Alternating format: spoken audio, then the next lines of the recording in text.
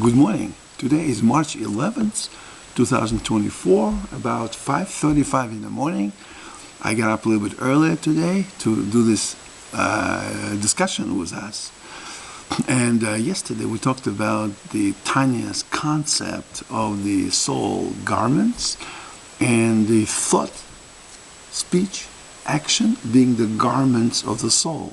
Then Tanya brings them the fourth element, pre-thought, premonition, intuition, deep core, Tanya refers to, that you think of something, but not really think of something, you feel it before your thoughts come about.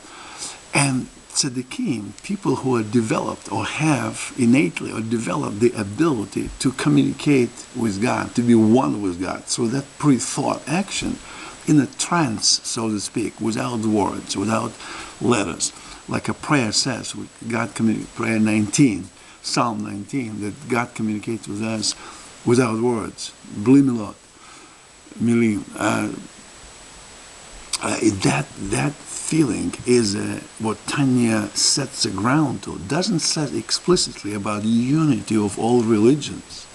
Normally we think about Tanya, Torah, it's given to the Jews, to the Jewish people, but actually it's given to entire humanity. And sometimes by acting too selfishly, this is our Torah, we have to realize that it's given, okay, perhaps it's given to you, but you have to share. You don't have to actively proselytize and to make people Jewish or Muslims or Christians or Hindus, whatever. Whatever your lot, God gave you your lot, your inheritance. Stick with that inheritance. So by having these three characteristics of thought, speech, and action being the garments of the soul, but it's still not the soul, it's the garments of the soul. It's expression of yourself. But God, Tanya taught us, lesson 23, 24, the chapter, 23, 24, our lesson is probably 36 now, I'm recording right now, or what. So that higher level, that deep core, before the thought and speech and action, that's how God communicates. His way to talk to us. He is a speaker, He's a speech, and He is a receiver. Not that easy to understand, but we've been talking about it during the course of our studies of the Tanya. Tanya just portrays the methods of how to become, not really become one with God, but to already be that without having to try to come close to. To become close to is very noble, nice desire, but it's still limited. Many times it's like banging into the wall, trying to get through when the door is open and you already won. But trying to get close to God implies that you and God are not exactly the same. You have to get close to something that is not you. But being one with God and communicate to Him, as we discussed yesterday, by prayer, mitzvot, good deeds, actions, and studying the Torah becomes God. There is machlokas, there's a disagreement even within Judaism about that. Maimonides, it's claimed to be, although as I started reading Maimonides a little more, I realized there's not as much contradiction as people think. But common thinking is Maimonides being a philosopher, Jewish philosopher, rationalist. He felt that two entities are not the same. We have a spark of God, we are godly, God is interacting with us, reads our thoughts and mind, but it's still we and God in interaction. Well, Tanya goes further, Hasidus go further than that. They say, through the studying of the Torah, that's the Torah is God as well. It we're absorbed into the Ein Sof light. Without being close, we become actually there. That's a characteristic that the humans can achieve even on this world.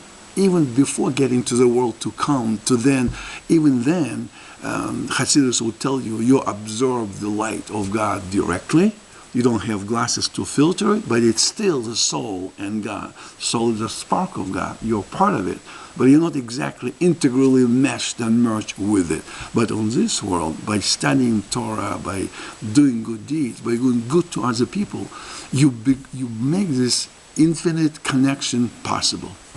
Think about it.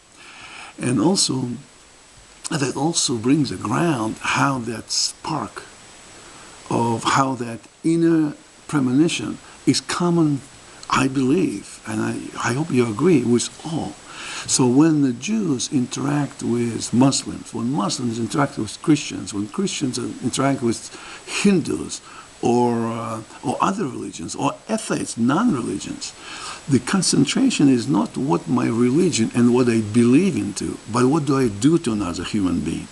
A Jew and a Hindu together should help each other start the car that is not working.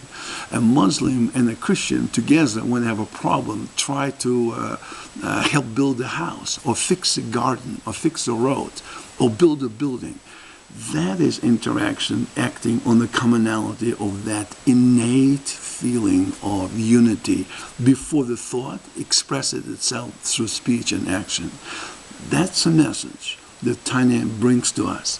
It doesn't say so as I'm just verbalizing explicitly, but it builds the ground so clear, but gradually, that the person will come to a conclusion, I hope, that instead of looking at the differences between us and say, we're the right religion, you are close, but not exactly, or you used to be good religion, now you lost the privileges.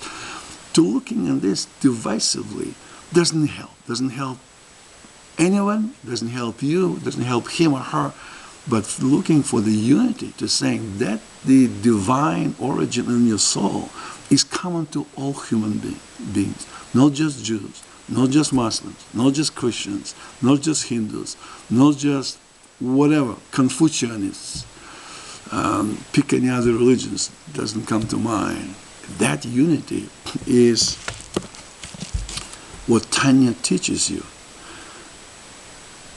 It takes 53 lessons that Tanya 53 chapters that Tanya goes through. But when you go think through and meditate on God, meditate on what real God is. Not God is my religion and not his, but he is now meditating in the same level as I am. He is one with God. He is one with Torah. Even though he is Muslim, I am a Jew. Even though he is a Hindu and I am atheist. Even atheist is also religious, believe it or not. Even atheist always has a feeling of innate connection to God. He or she might not express it this way, but it's there when you think about it. When you come out and help another human being, to give him a cup of soup, or help old lady across the street, you are become one through the mitzvah. You are a chariot of goodness.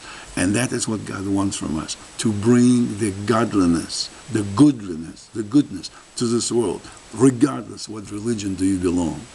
Think about it, contemplate it, and next time a Muslim will meet the Jew, reach out and shake the hand and give it a hug.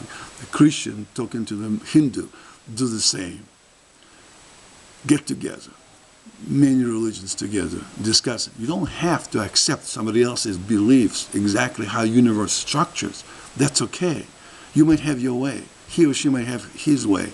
Respect each other's desire to be with you and to be with you on the same level. Once you pass this level of intuitive inner world, once you're in a thought, speech, and action, you differ. But before that, much more stronger bond, the cement of your soul, the deep core, is the same from all of us. For all of us, children of Adam and Eve. Have a great day. Talk tomorrow. Today is Monday, March 11th, 2024. Love you all. You love each other. Be good. Be good. Smile. Behave. Love. Offer a cup of tea, cup of coffee. Sit down. Chat. Enjoy each other.